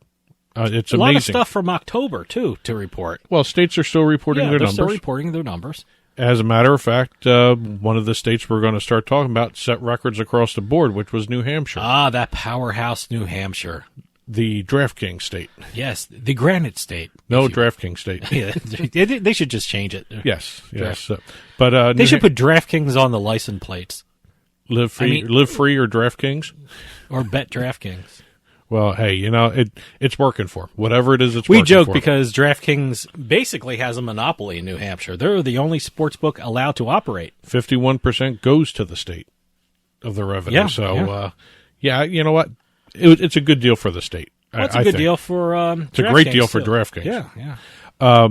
But anyway, New Hampshire came in with their October numbers, and they basically just set all new benchmarks for themselves. Oh, across the board, yeah. Total handle, $98.19 million. Mobile handle of $68.12 million. Gross gaming revenue, just under $5.5 million. And the state revenue share, their taxes, just over $2.5 million. Now, all new benchmarks for them. All state records. All state records. October is so good for the sports betting community. It's really good for the sports books, too. I mean, you basically have every major sport playing in October. And it's all NFL driven. NFL, college football, you have hockey, you have basketball, you have the World Series. I mean, what a great betting month. Well, again, it's October. I think November is going to be even better. Well, November doesn't have the World Series. No, you don't have the World Series, but baseball was not up there with a lot of states either. It was NFL, it was NBA. Though. No, it added to it. Baseball added to it, but really, I think the start of the NFL, the start of college football, you have November college basketball is going to be in full swing. So, you know what? I think with baseball dropping out, college basketball fill in the college basketball is going to pick up the slack. I've noticed over the past couple of years, and maybe it's because there are more states launching every year or every month here, when college basketball betting is reported, it seems to me the last 2 years here, college basketball betting during the regular college basketball season, not just March Madness, but college basketball betting has grown. I love college basketball betting because you know what? No load management. You basically. Oh, you're fascinated. You're with that basically phrasing. Gonna know who play. Hey, you're not gonna sit a college player because he's tired and you want to save him for the tournament. No, he plays every day. You know who's playing. When the basketball, the NBA starts, you have to figure in load management, and books are starting to figure out and factor in load management because futures. They're pretty low. I mean, games. How many games? You do a team have to, will win. You do have they to have adjust for lower. They've adjusted them for load management. Well, it's one of those things. Not the books have to learn that too. And that's what they have done. They've adjusted. I think they're on a steeper learning curve than the bettors. Let me put it that way. They always are. Every book is always that way. I'm not saying anything, out of the blue here, but again, we had another state reporting numbers, and they set records too. But you got to take this one with a grain of salt. South Dakota is only in its second month of operation, and they had a October handle of $815,000. Now remember, South Dakota. Do we have to call that a record? Well, I mean, every month they're going to have a record. I'm calling they're it brand a record. New. I'm facetiously calling it a record because their first month was September. Is South Dakota calling it a record? No, they're not. Like for marketing purposes? Probably they should. Another record-setting month. But again, South Dakota's got that weird setup where there's only sports betting allowed in the casinos in Deadwood. All right. So it's only Deadwood reporting still. So take that with a grain of salt. They basically went up 83% from September to October in terms of handle. So that's a good jump. Yeah. So it's nice to see that. Let's talk a little Florida before we what a mess. Move on. What an absolute mess. I don't know. Taping this. I don't even know what to say about Florida because it changes every day. Well, I mean, we're talking about this one day. I mean, we're recording this, and now next day could be different. Another day could be different. Just it's a mess right now. Well, for sake of transparency, we are recording this on Black Friday, the day after Thanksgiving. Yeah. At the moment, right now, what happened was Florida's still going to be a mess. Yeah, it's going to be a mess no matter what. I don't care what. But the district judge ruled that the compacts were the judge invalidated the state compact for the gaming with the Seminole tribe, and what happened was on Wednesday, the tribe went to do a motion for a stay of the judgment pending the appeal, and that was denied. So basically, they're filing an appeal. You know, all this is a mess. This is crazy because, look, the state said okay. The federal government said okay. The Department of Interior said okay. The federal government did not say okay. Well, they kind of punted it. You know, they didn't say no. You know, when the federal government doesn't say no, you can go and do whatever you want. Let's be honest. Well, again, I think the federal government made the mistake thinking this was just like all the other state compacts. They thought it was a done deal, and let's not even get involved in it. It's one of those things where now they're probably going to have to get involved. The Department of Interior screwed this up, I think. All they had to do was issue an opinion, and they didn't even issue an opinion. And it's a mess because it's such a unique gambling compact that they came up with. And they specifically say in the compact that mobile betting is off tribal lands. Yep. And that should have been a clue for the Interior to actually take this one a little differently than all the other ones they sat back and just let through. The Department of Interior saw it, they read it, and they decided, you know what? They did nothing. We're not going to do anything. We're going to let it go. You know, we're not going to. The main thing for me is they didn't object. No. They didn't say, no, let's not do this. They didn't do anything. They let it go. Well, it went for a couple of weeks. They did that before in a couple other instances, and it worked out fine. But this is a little different situation. This is a monopoly more so than anything else. And also it does directly violate that Indian Gaming Regulatory Act because it's in the wording of the compact. Well, then you know what, Department of the Interior? Say something. So somebody got a little... You got one job. Yeah. Say something. They didn't even do that one job. So right now we're kind of in a mess, and like I said, as we're taping this, the appeal was filed. Seminole Gaming is going to file an appeal with the federal court. So if something happens Monday, Tuesday, early part of next week, the story will be different. But right now, by the time this airs, we may have something to do. Oh, they'll probably be up and running. Or not. I don't know. Well, who knows? As far as I know right now, they're still up and running. They're still taking bets. I don't know. We're not in Florida. I don't know how that. Would you be confident in placing a bet knowing that at any second something could be ripped off the internet? I would be comfortable placing a bet on tribal lands. Okay. If you're doing a mobile bet on tribal lands, I think that might actually escape all this BS. But if you're like in a different area of the state where you're not on a tribal land, you may see something go wrong with your account. Yeah, that's what I'd be worried about. But again, I just think, we may see, but as far as I've been reading, other people have been posting stuff, they're still taking bets. Everyone let this get too far without a clear understanding of what should be done and the appropriate measures. It's just ridiculous. Well, no one understood the possible outcomes of what would happen with the lawsuits. Governor DeSantis' office, the Seminole tribe, just blew off all the lawsuits, and they really didn't fight hard until they actually were in the middle of the lawsuits. No. Which is, that's also a problem too. But everything was handled badly all the way through this. Came across a statistic I actually wanted to throw out here in terms of gambling sites. This is in the UK. This is kind of an interesting little situation here. In the United Kingdom, the Department of Health and Social Care blocked 2,081 attempts to access gambling websites last year from their offices. Now, was this a self-exclusion type of thing, or no? They were hitting their employees. They were blocking their employees. Wait! Give me that stat again. I thought they were blocking people that they should be blocking. Say that again. The Health and Social Care, the Department of Health and Social Care blocked 2,081 attempts to access gambling websites last year. Oh, in their office. Yeah. Okay. All right. Well, yeah, I guess so. Yeah. No details on how many were successful. It's a very interesting thing. I'm not sure how it works in New Jersey, but if you're a state worker, I mean, if you're on a 15-minute break, can you get on? I guess probably you shouldn't use your computer at your desk. You can't access any kind of. They probably have blockers on it, but on your phone you can do it.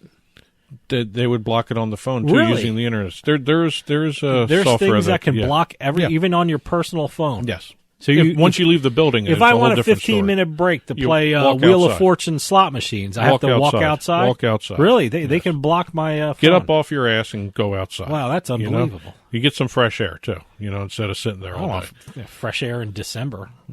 Well, at least you'll wake up. You'll wake up.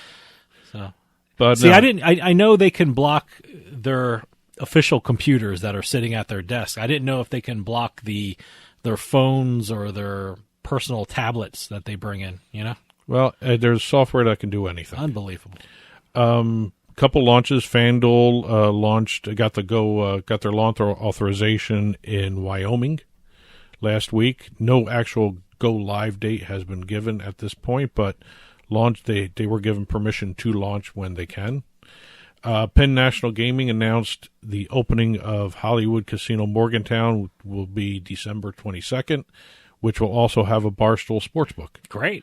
First sportsbook in Berks County for Pennsylvania. That's kind of a unique thing there. Here in New Jersey, I know Barstool Sportsbook Mobile is live. Are they live anywhere? I mean, do they have a retail book anywhere? Not that I know. I was just in Atlantic City, and there was no Barstool Sportsbook there. Well, speaking of Barstool Sportsbook, they have launched in West Virginia. They are now in 11 states. Great. Arizona, Colorado, Illinois, Indiana, Iowa, Michigan, New Jersey, Pennsylvania, Tennessee, Virginia, and West Virginia, which I just said. Mm-hmm. Betfred.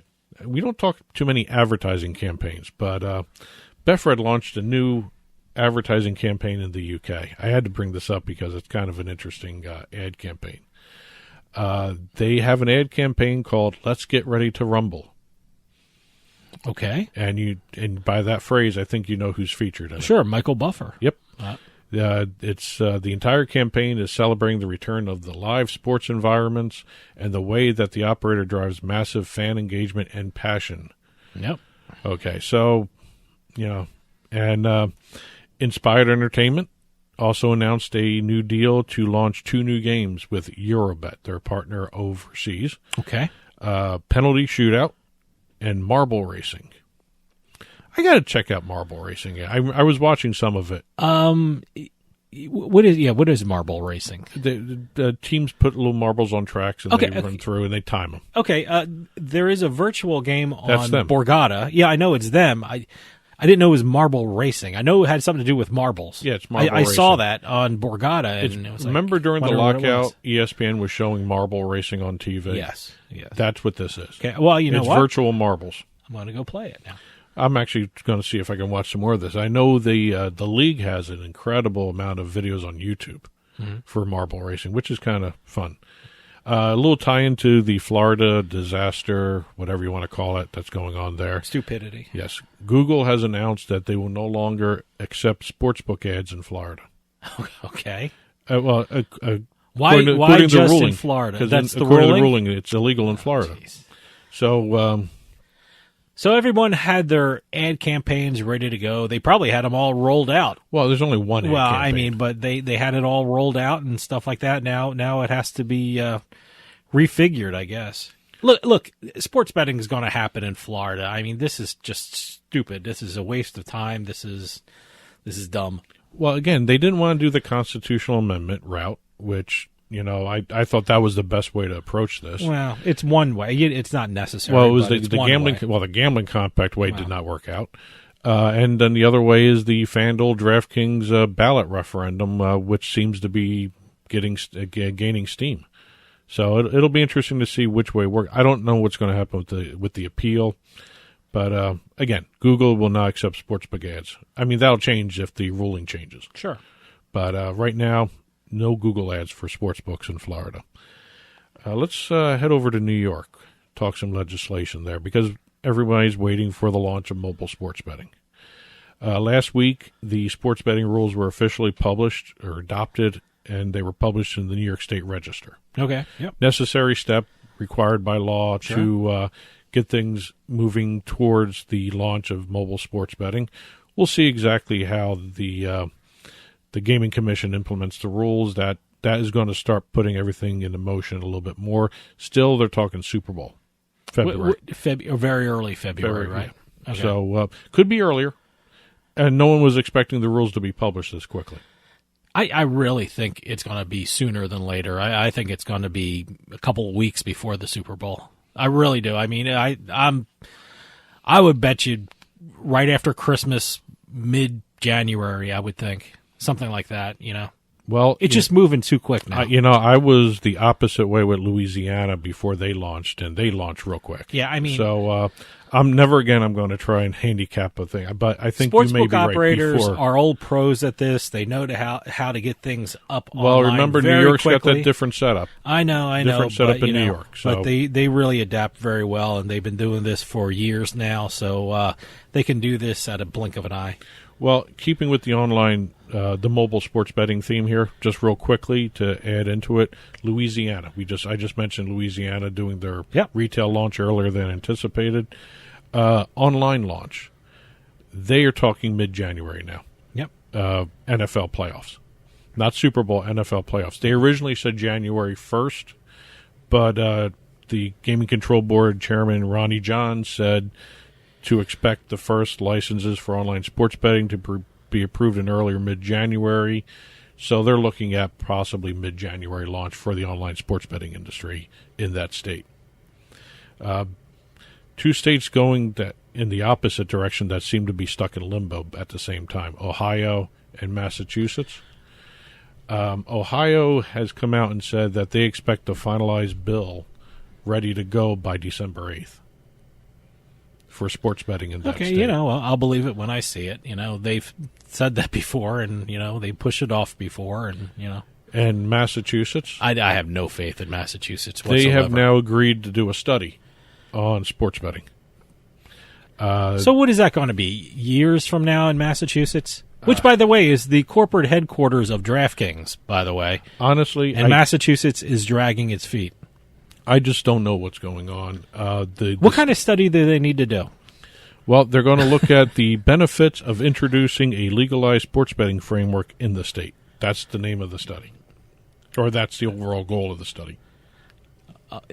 How about billions of dollars for schools and hospitals and some much-needed roadway and things like... I know we just passed the big infrastructure bill out of Washington, but you know what? Local roads, you got schools, you have hospitals. We're just coming out of a pandemic. Don't tell me you don't need the money to help people. So, well, again, it's a matter of it's ridiculous they got to convince people up in Massachusetts. Half of the country has sports betting. What do they need to study? Just about all of New England has sports betting. They have sports betting in New Hampshire, north of Massachusetts. There are 6 states. 3 of the 6 have Connecticut, sports betting. Connecticut, they have Rhode Island. And New Hampshire. In New Hampshire. Yeah, I said New Hampshire. DraftKings. Yeah. I mean, it's ridiculous. I mean, I'm not sure what they need to study.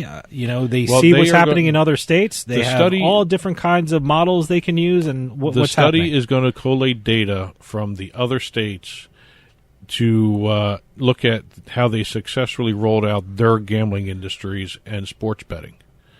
They're also going to. The numbers are out there, though. The numbers are out there. They don't need to correlate them. They've had these numbers. You give the numbers every week, for God's sake. They have the numbers there.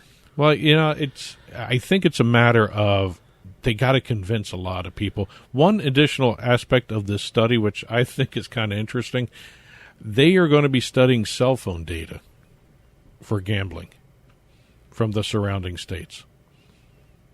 That's ridiculous.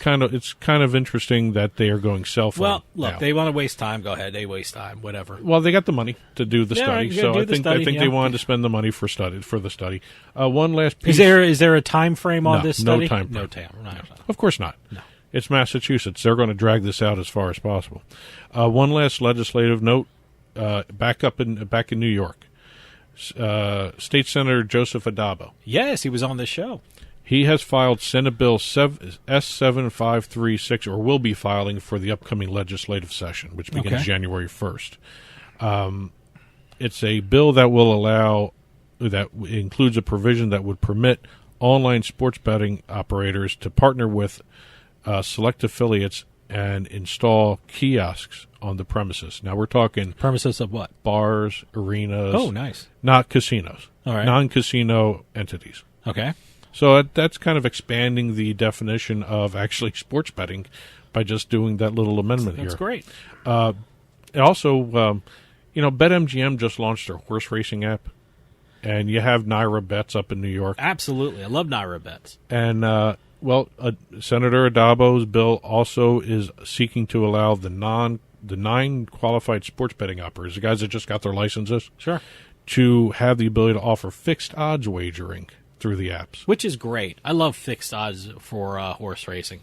Fixed odds, anyone don't know, fixed odds, when you place a bet on the horse, that fixes the odds of when you placed your bet. Pari-mutuel betting, which is mostly done now, you bet on a horse, and whatever the final odds before race time is, those are the odds you have. You can't lock in or you can't fix your odds when you place your bet. And the operators under the I bill, hope that was clear. That was clear. Okay. That was clear. And the operators have to partner with a licensed horse racing provider to do this. Okay. So, talk a couple deals before we get out of here for the week. Betway announced a multi-year partnership with the New Jersey Devils. They'll have brand exposure and TV visible signage throughout the Prudential Center for Devils home games. Mm-hmm. They're also going to gain dashboard. I guess that's the sideboards. Yeah. The Zamboni Tunnel. Okay. I mean, I think it was BetMGM do the Zamboni for. Oh yeah, who is that? For Madison for the Rangers. Garden. For the Rangers. Yeah. Well, Betway has the Zamboni Tunnel for the Devils. By the way, in a couple weeks, we'll be talking with Betway and the Supergroup, right? Yes. So stay tuned for that. And in-bowl staircase branding. Oh, okay. So you'll be stepping on Betway as you're walking to your seat in the lower bowl. Tipico had entered into a partnership with Major League Soccer team, the Colorado Rapids. Okay. Naming Tipico as the team's official presenting sponsor during the Audi 2021 MLS Cup playoffs. Will they have the patch on their shirts? I would assume that's what they're doing. So it should be all over the. Well, you're going to have additional activations. Arena. You're going to have ticket giveaways, seat upgrades. This is interesting. This is a nice package. An all-inclusive Tipico Terrace Club box during playoff games featuring the Rapids. Oh, okay. So they have a little terrace box up in the stadium. Okay, cool. You're going to be in a Tipico box. Nice. PhoneBet, which is a overseas sports betting operator, named 3-time World Ice Hockey Champion Alexander Ovechkin as its new global ambassador. Okay. I'm trying to think. Has there been any other hockey player overseas globally? I don't think so.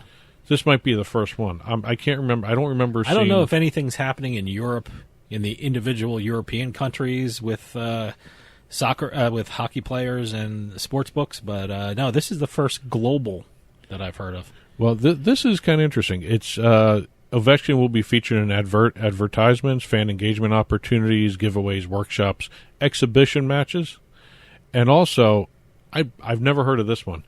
They're going to include him in press conferences. Oh, okay. I've never seen that announced in any of these deals before, so it was kind of a wrinkle to it, I guess. Sport Radar has announced a partnership with the Swiss Handball Federation. Oh, okay. I have yet to see handball on any TVs lately. No. That must be one of those.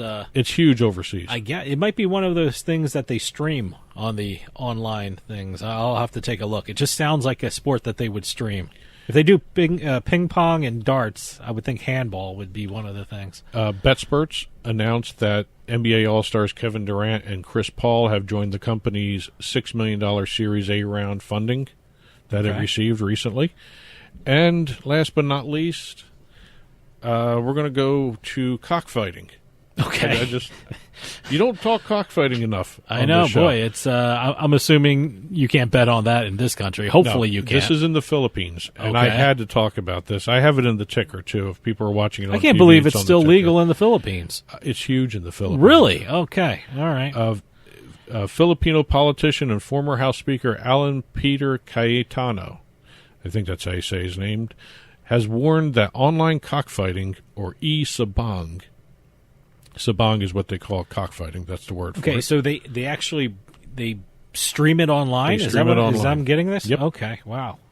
E-sabang and online gaming are likely to turn into the new pandemic in the country. He's fighting against two operators who are applying for 25-year licenses in the Philippines to do sabang betting. Wow. Okay. And if these guys get their licenses, they're going to be able to do not only betting from the tournament, I guess you can call it the event. I have no clue what the cockfight, and they're going to stream it offline for online bettors to do it as well. That's unbelievable. That's still legal. It's unbelievable that it's such an industry down there. I guess it's an industry. Yeah. And it's enough for a former House Speaker of that country to actually go against it. And he's being supported by the Catholic Church in the country. Well, good for them. So that's it for this week's Turnpike Sports book report. And there's more stories that we didn't have a chance to cover. They'll be on the printed version. Go to turnpikesportsradio.com, click on the blog, and the book report in print form will be published there. Any news stories, please send them in to info@turnpikesportsradio.com, and we'll do our best to include them on the air or at least in the print version of the book report. Well, that'll do it for us this week. We'll see you next time on the Turnpike.